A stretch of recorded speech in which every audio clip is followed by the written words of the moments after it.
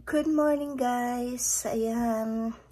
Kababangon ko lang guys. Nagsilip-silip muna ako dyan sa bintana.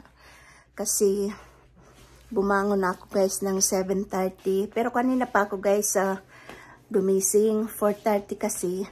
Nag-alarm na yung asawa ko. Inaasikaso ko siya. Yung mga kakailanganin niya papuntang trabaho. Kaya maaga akong nagigising dito. Tapos pagkaalis ng asawa ko, ayan, nabalik ulit ako sa higaan. So, tara guys, magligpit na tayo at maglinis na dito sa bahay. So, ito na guys, umpisa na tayo ng pagliligpit. Una kong nililigpit guys, yung pinaghigaan namin.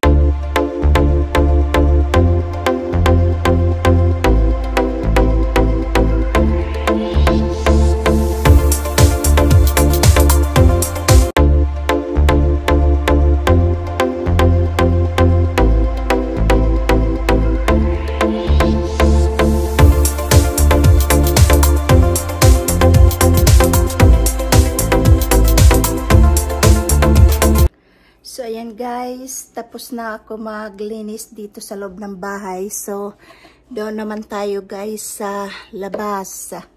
Pinatay ko lang guys yung ilaw. Sayang ng kuryente.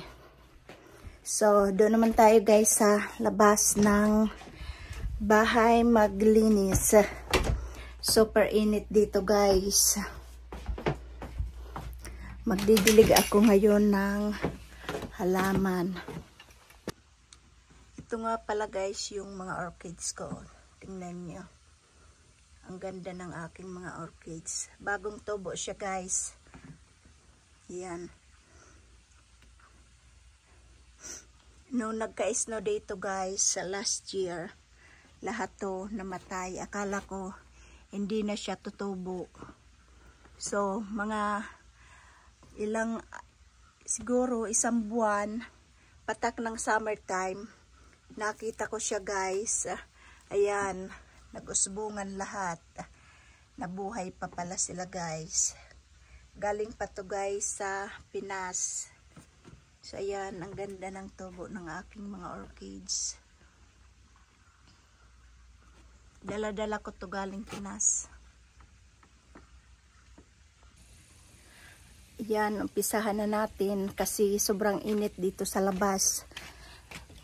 Umpisa na tayo magwalis. So, ayan. Maliit lang naman tong, pag naglilinis ako, dito lang naman sa harap ng bahay. Kasi yan, pag matataas na yung damo, hinahawa na lang namin yan. So, kaya dito lang ako sa harap ng bahay magwawalis at magdidilig lang ako ng halaman.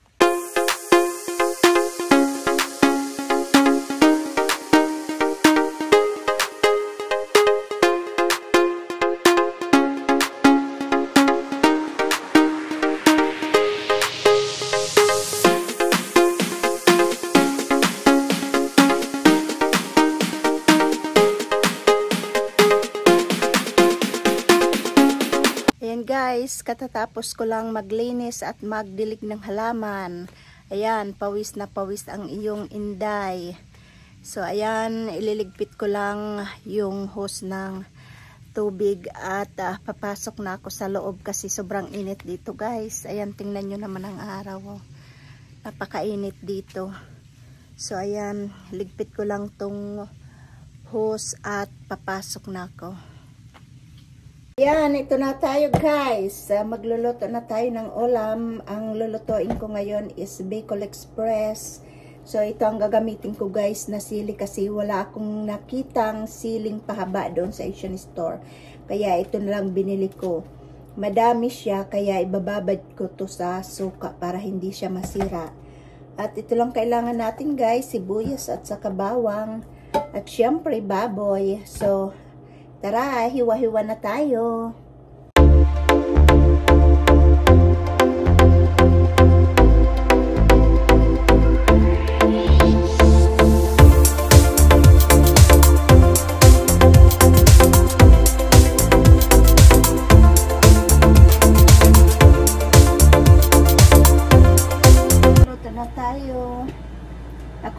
ko muna to guys na baboy para sure na lutong-luto siya.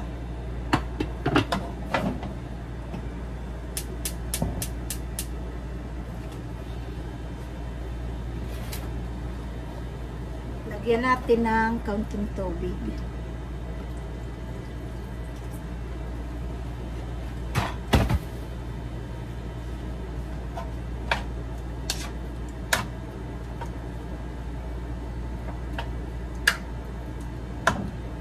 Kuluan lang natin siya guys. So ito guys, nagmamantika na ang ating baboy. Lalagay ko na yung bawang at sibuyas. Lagay ko na rin tong sili para maluto na siya guys. Yummy.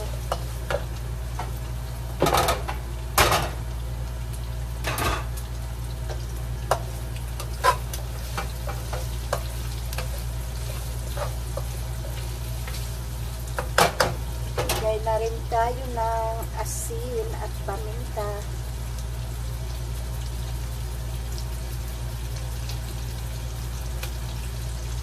Excited na naman ako guys kumain. Sarap ng ulam ko.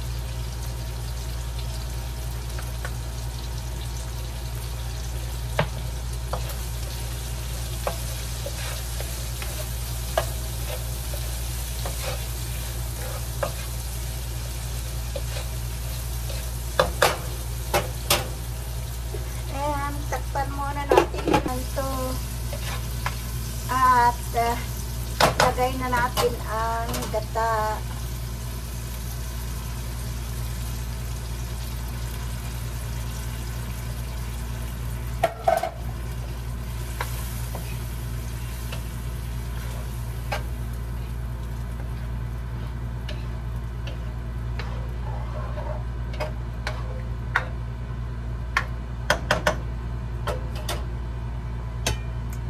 Ulit natin.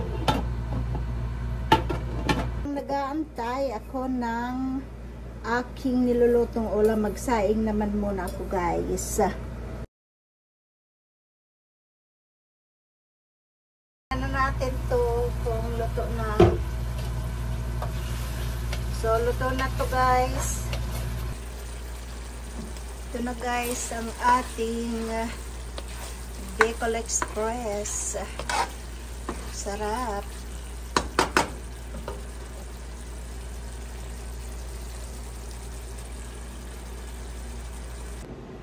So ayan guys, nakaluto na ako.